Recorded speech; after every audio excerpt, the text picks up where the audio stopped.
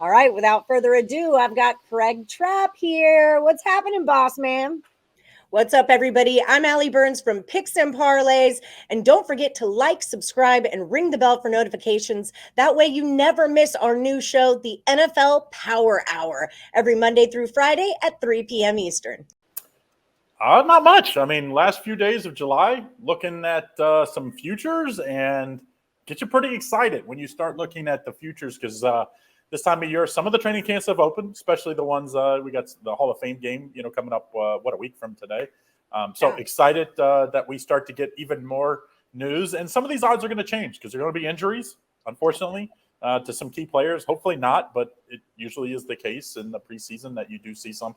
So there is a little extra risk when you're laying future odds at this time of the year, but you also get more rewards because obviously these numbers could go one way or the other depending on what happens between now and then. Now, one tip that I heard from a guest on Morning Wood was teams like the Packers or the Chiefs are going to be slower starters. They typically have slower starting seasons. So instead of taking their Super Bowl future right now, you want to wait until they're like 2-2, and that number will inflate. And that's actually when you jump on their Super Bowl future. So do you have any angles like that when like you don't just jump on them right away? What's your take on something like that? Well, let's just tell you the teams that I won't bet because of odds, solely based on odds. Because to me, if you're playing a team, you want to get 10 to plus, even that 12-1 or more on my money if I'm going to lay my money out this long. So the Bills 6-1, Bucks 7-1, Chiefs 10-1, Packers 10-1, and even the Rams 11-1. Those are teams I'm not betting when I'm betting late July, early August because, like you said, you probably, if they start out 0-1, will get better odds if you just wait. And maybe even wait a few weeks. They could win the first week, then lose one or two, and then all of a sudden, a team in their division's 3-0. Now they become a little better value. Or, heck, who knows? They get an injury or something, and then the odds go up too. So to me, if I'm laying, this early, which is when I'm betting them right now, I'm not going to lay that unless I can get 12-1 or better. So those are teams I'm not playing. Let's just go with that. Even though I think all those teams are going to be good and probably going to be in the playoffs, which is one. You cannot win the Super Bowl if you don't get in the playoffs.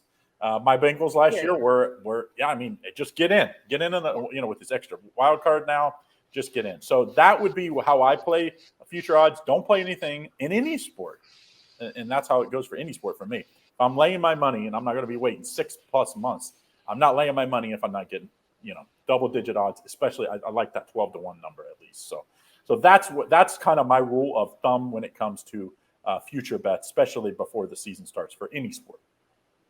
All right. So 12 is your number. That's the magic number. Nothing below a 12-1. That's a plus 1,200 for people who don't know. When you see 6-1, that's a plus 600. That's kind of what those numbers are telling you. I know that can be confusing sometimes for some people, but that's what that means. So 12 is where we go. Nothing less. But that being said, should one of those 6-1s become a 12-1, now we're interested. Now we're talking. Or even if you're like, week 6, week 7, and now we've seen these teams play. Now let's remember, several of these teams have big changes, like the Packers. You lose your top receiver, his top weapon. Maybe the Packers aren't as good as we think. Maybe they're just fine. And they're 4-0 after 4 weeks. And now I'm getting in that range still. And I think then my money's only going to be outlaying for less weeks. I know it's a proven fact what they're going to be at this point, at least at that point of the season. Then I would probably play a less than double-digit odds. But until then, I would stay away from the odds. And to me, when I'm going at the bigger odds, I'm usually taking 2 teams, if not 3, because I'm like, all right, I'm getting 20-1. Well, 14-1. I can afford to take 3. If I hit one of the 3, I'm still have a pretty good profit when it comes to that. And also, if you're late in the year, if they do make it to the Final Four, then maybe I can hedge out even. That's what was going to be my next question. How do you feel about hedging, and how do you feel about prop swapping? Are you into selling off your tickets? It's harder nowadays because we don't use paper tickets, but Yep. I'm in Vegas. Paper tickets were the way to go forever. And especially, I like a paper ticket on a future just because I have it in my hand and I can prove it if something digital goes wrong or weird or something. But it was kind of a thing to, you've got your future there in the playoffs and there's some big so-and-so fan who will buy that sucker off of you. You can make a little bit of profit. You don't care who wins. How do you feel about hedging and prop swapping? Rarely will I do either. Okay. But there's it's like I'm not a huge parlay guy, but I parlay at times. I'm not a huge teaser guy, but I tease at times. So there's always a situation where it sees right. But to me, if I feel like I'm right, which if I'm betting the future, obviously I at least have an opinion early, at late July, early August, what that's going to be. I kind of want to see it through, and I don't want to take less odds, especially if I'm getting that 20, in that 20 to 1, 14 to 1 to 25 to 1 range. I was like, I don't want to, because they're not going to pay you that. They're going to give you, if say you put $100, you're going to win 1,500 if it wins on a 14 to 1 shot. Someone might give you $500. It's like, I don't want to take that discount, to be very honest, most cases. So, but I do have two for us to talk about that I do like, and I believe one of them is your team.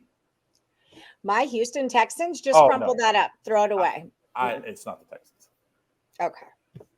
I thought Chargers are one of your teams. No, they are. I'm an Oregon girl. I'm a Duck, so I love Justin Herbert. Yeah, I love Justin Herbert. The positives, the Chargers, I think, have maybe the most explosive offense, top 5 offense in the league. I love their defense. I love Bosa and that defense.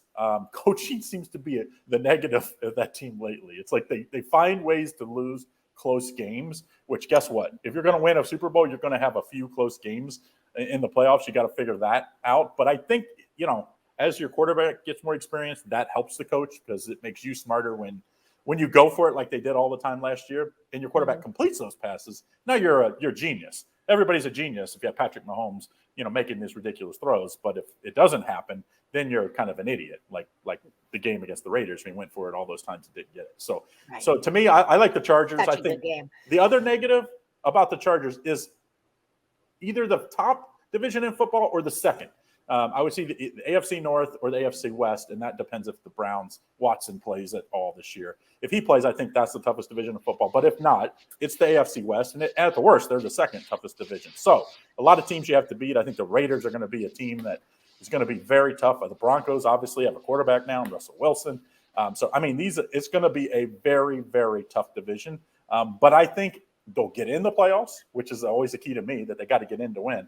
Right. And I think out of the AFC West, I think they're the cream of the crop. I do like the Chargers to get in the playoffs, and I think they have a real good shot to win this year. All right.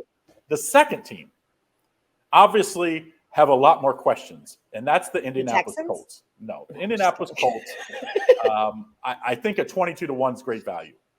Let's just say if they had an average quarterback last year or better, like they do, Matt Ryan, I think is a huge step up.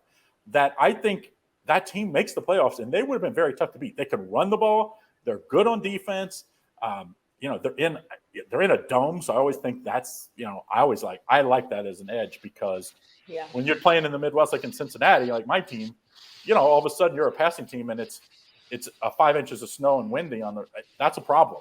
So I like the Colts. I think at 22 to 1, I think this is a very, very good team, and I think this team's going to start hot too. I just think they're going to be. When you look at their schedule, I think they're going to be 3-1, 4-1 to start. And I don't think you'll be getting these odds after the first few weeks. So I like the Colts as the other team. And like I said, they're in that range of teams I like from 14 to 25 to 1. Because after you get past the Colts, when you look at the odds, you start to get like the Eagles 25 to 1, the Browns at 30 to 1, the Cardinals at 35 to 1, the Titans at 41. And then everybody else is pretty long shot for me. Although the Raiders are 40 to 1, and I think that's a pretty good value there. To me, those teams, the likelihood of them making the playoffs isn't good. And to me, that's like you got to make the playoffs to have a chance to win the Super Bowl. So to me, I like the Colts 22 to 1. I like the Chargers at 14 to 1. I think those are two obvious teams. And like you said, if you're not a guy that wants to lay 5 or 6 months of your money output, and don't get me crazy, I'm only betting, say if I'm a dime better, I would suggest that you bet only 10% of what your normal, max wager is. So if you're dime better, I would say don't lay any future more than $100. And so that's why I need to get more on my money to lay that, so, lay $100. It's not a bad win if you're getting 22 to 1 on that. So that's what I would suggest. I'm actually shocked to see that the Colts are 22-1. I mean, they're like, this is a team we've been talking about. This is a team that I think is, I don't want to say is under everyone's radar. They're on people's radar. The Colts can be really, really good this season. So I actually love that number. That's a fantastic bet right there. Yeah, I guess because the Titans have kind of owned this division lately. So maybe people think, but I mean, look at who's in their division. Like, if you get past the Titans, no one else in that division, they should give them problem. I don't think the Jaguars are giving them problem. I don't think the Texans are giving them problems. So to me, I like this. Now the AFC is very tough. Obviously, if they don't win their division, to get in as a wild card might be tough this year. I mean, you're gonna have the Ravens. I think the Steelers are still going to be pretty good. You're going to have the Browns being pretty good. The Dolphins, the Patriots. These are all teams that I don't think win their division. They're fighting for the wild card. And then you go out west, you're going to have the Broncos, the Chargers, and the Raiders. I think all three of them could be playoff type teams. So, two of them will be fighting for wild cards. So I think they have to win the division to get in. Then you're safe. And I do think they'll be the favorite. I think they win their division. So beautiful. Beautiful. All right. Well, thank you, Craig Trapp. If you guys are looking for Craig Trapp's premium plays, head over to picksandparlays.net. Use that promo code CFL. How you been doing over on the site? I was just there. I swear I saw you up on the leaderboards. You're kind of rocking and rolling right now, aren't you? Well, I'm having a really good year. I was 1, 2, or 3, 4 top for the year. The last few days been tough. I had the Padres and that giving up the double to cost them the other day. So it's like those little ones in the short term can really hurt you as far as you look at the records are concerned. But long term, as a handicapper, is what you have to focus on. You can't say, hey, I went 1-3 yesterday or 3-1 yesterday and be patting yourself on the back or get down on yourself, because that doesn't matter. You can go 5-0 today. If you go, have a losing day for the next 6 days, you'll still have a losing week or losing month type of thing. So to me, it's only matters what you do long term. And I'm super excited. Doing tons of studying for start of college football, the NFL. But what makes us money on a daily basis is Major League Baseball, a little bit of CFL, a little bit of WNBA. I'm not huge in those sports. We'll just I'm only taking when I really feel like there's an opportunity. If there's not something that I see, I'm not playing a CFL or WNBA just to say I'm giving out an extra play for today. Right. You don't want to force it. It's not the time of year to force it, because the money-making time, the time where we all pay our bills, is right around the corner. So yeah, exactly. It's not like basketball where you have college basketball, NBA, NFL, NHL, where we have 100 betting options. This time of year, most days you have 15 to 20 betting options. Some days in the CFL, you have one. So if you don't like the game, don't bet it. If you don't like the WNBA game and they have 1 to 4 games, don't bet them. I mean, don't force the cards. Take a day off. I know in as far as a bettor, it's sometimes hard to take that step back because I either won or lost yesterday and it's a burning hole in my pocket. Mm-hmm. But just remember, if you lose it now, you can't bet it come football and basketball season, which like you said, we're a week from today to the start of the Hall of Fame game. So we're going to have preseason football, some extra, although I'm not huge in preseason football. And then it's about a month. We're about a month away from the start of college football. That's killer. I'm excited. And then basketball comes and then we're all back on track and everything's right in the world again. Everything's perfect. That's right. So check out Craig Trapp over at picksandparlays.net. Oh, I did pull you up. Over the last 30 days, you are number 3 on the site. And for all of 2022, you are number 4 on the site. So keep on crushing it over there. Use the promo code CFL to save 20% off Craig Trapp's best bets. And also check out his daily free pick video. I cash on your free pick videos all the time. Yeah, 5 free picks every day. You can get that. Yeah. But we also have Christmas in July right now. You can get if you go over to the site, you can get any handicapper rest of 2022. This is only for July. So if you're listening in August, sorry. But $5.99 for any other capper. For me, it's only $4.99. So. Oh, all right. Well, that is value, people. And that's what we talk about all the time here is finding value. That's where it's at. Thanks so much for coming on the show, Craig. I'll check you out next week. We'll do some more. We'll do the same thing, just other stuff. That's what's going on. New information. See you later, Craig.